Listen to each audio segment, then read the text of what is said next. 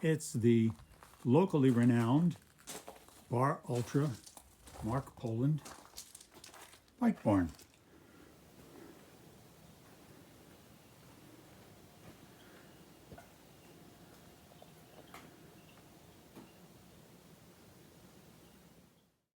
Okay, we're here with Marc Poland, a principal of Bar Ultra, I'd say. Is that a fair statement? It is part of the leadership team officially. Yes. And we're here to talk about the Donegal 555. Now, it's called Donegal because it is in that region of Ireland, Yes. the northwest sort of corner of it, right? Yes. Okay, and 555 is an indication of the distance. It's kilometers. Let's talk a little bit about the course. It's beautifully scenic. I've never been there, but I've certainly seen images of it and video of it. It's pretty. It's a beautiful, beautiful spot. But it also, I've noticed looking at some video, that it's pretty challenging in terms of weather because of where it's located. So tell me a little bit about A, how much of that course you've been on / ridden or even driven, and B, what your experience of the weather has been. Sure. So about a third of the route follows a road called the Wild Atlantic Way, which is a scenic kind of a tourist attraction sort of route in Ireland that's kind of like Pacific Coast Highway in the U.S. It follows the westernmost navigable land of the island of Ireland, literally right along the cliffs of the coastline in many places, the coastline being the North Atlantic coast. So winds coming off the jet stream that as they impact the island can be very extreme.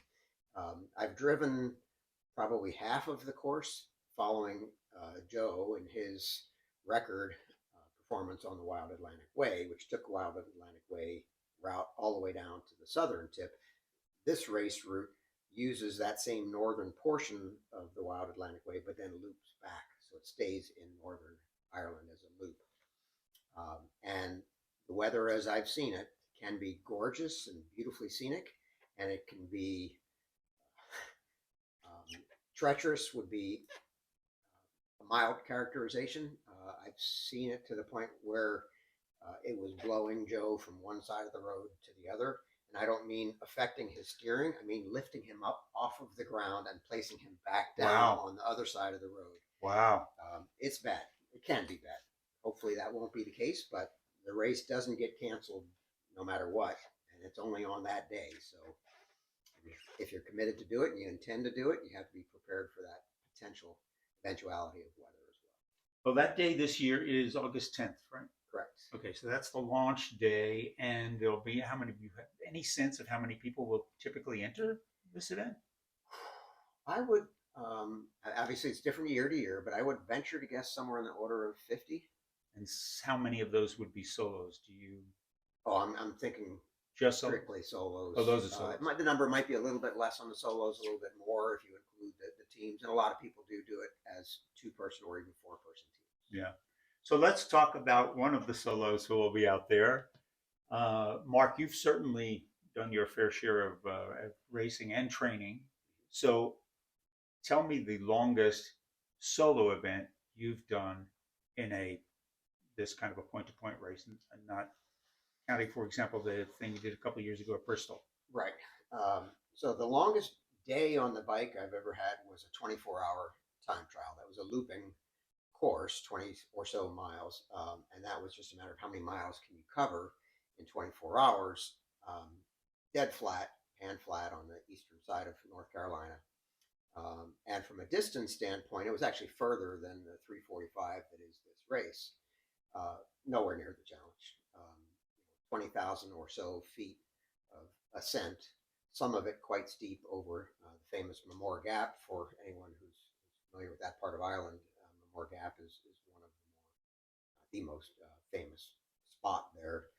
There's actually 2 main gaps, 2 main climbs that you go over. And when I say main, for folks who can relate to this, they're up in the 20% grade range, wow. Which is quite challenging on the bike. Mamore Gap is, I think, somewhere just shy of mile 200. And then about 50 miles or so later is the second of those major gaps. And then from there, it's relatively flat back to the finish. So yeah, in the second half of the event has the two main climbs. So you have ridden only small portions of it yourself. I haven't ridden any of the Oh, course. none of it I've only driven it behind Joe. behind Joe. And Joe has done. Has he done specifically that race, the 555? He has. He's also done the portion of the course that is the Wild Atlantic Way for his Right. record. And it just so happens that the course runs, I think, within 10 or 20 miles of his house. So where he trains and has raced in the past in other events is all over these roads, including he did the one twice, in fact, race around Ireland. It's the entire island. So what would be the expectation of time? What's a reasonable expectation? Yeah, so assuming that weather isn't, I'll say, treacherous to the maximum that it can be in Ireland, a little bit of rain, winds, whatever, that's not going to affect things too much other than the mental fortitude to stay on the bike. Where did this idea originate? When did it first hit your brain to go, I should think about this? When did that, how did that come about? I guess it was a year or two ago. I'll say it's a very highly regarded and respected race in terms of its challenge. It's not all that well known. It's not as well known as, for example, Race Across America, and it's certainly nowhere near the same duration. But among the nominally one-day races in that 300 to 500 mile range, it's probably one of the most challenging. And as I was just kind of following the sport, I came across some videos and some comments about it from others, including some who were very accomplished professional cyclists that failed to complete it. I thought, that's I don't really have the desire to punish myself to the extent that a 5 to 10 day race takes, continuous sleep deprivation and joint torture. But a 1 day. Gee, now that sounds like fun, Mark. I might go to the 1 day end of the extreme. And as 1 day events go, this looks pretty challenging. As I get older and it gets harder and harder to achieve real athletic high water marks, other than the oldest guy to get off of his wheelchair and do something, I began wondering how old was the oldest guy that's ever finished this extremely challenging 1 day event. I found the answer late last year to be 64. And prior to that, I thought, well, I need to wait a few years and I've got lots of time to plan this, because if we're going to do it, I want to be the oldest guy ever. And I thought surely that was in the 65 to 67 range, and I'm not there yet. So I thought I had a few more years to plan. And I got the answer back from the organizer to say 64 is the oldest guy that's ever finished. I thought, I'm there already. I could do that right away, and check that box, at least assuming I can finish, which is a big assumption. So you will be how old on the day of the race, August 10th, 2024? 66. Okay. So if I finish, if I get there to the start line and then get from the start line to the finish line, yes, I will be the oldest finisher ever to do that race. Okay. So I'm sure you'll be working with Joe and Jill on nutrition and training and what the regimen makes sense and how you put that all together. Have you started laying that out on, in a very specific way yet, or is what? I have, and it's what I would consider specific, measured, and comprehensive, to the extent that you don't just go out tomorrow and do an event of this level of challenge. It will be the entire summer, in fact, the entire season, focused every day from now to then, to be as prepared as I can be for that day and that event. So different regimens than I'm used to for training, different regimens that I'm used to for nutrition, not just on the day of, but in terms of controlled diet from now to then. And I really don't have a yardstick, unlike the prior 100-kilometer record that you'll recall. I had an existing record, and I had to beat that. I only had to beat it by 1 second, but that set the bar, and I had to clear that bar. This one I'm managing a little bit differently, mentally, attitude wise, and that is to get the record for the oldest guy to finish. I just have to finish. I could be wrong. I don't want to treat the race and the event with less respect than it deserves, but I'm pretty sure I can finish that event.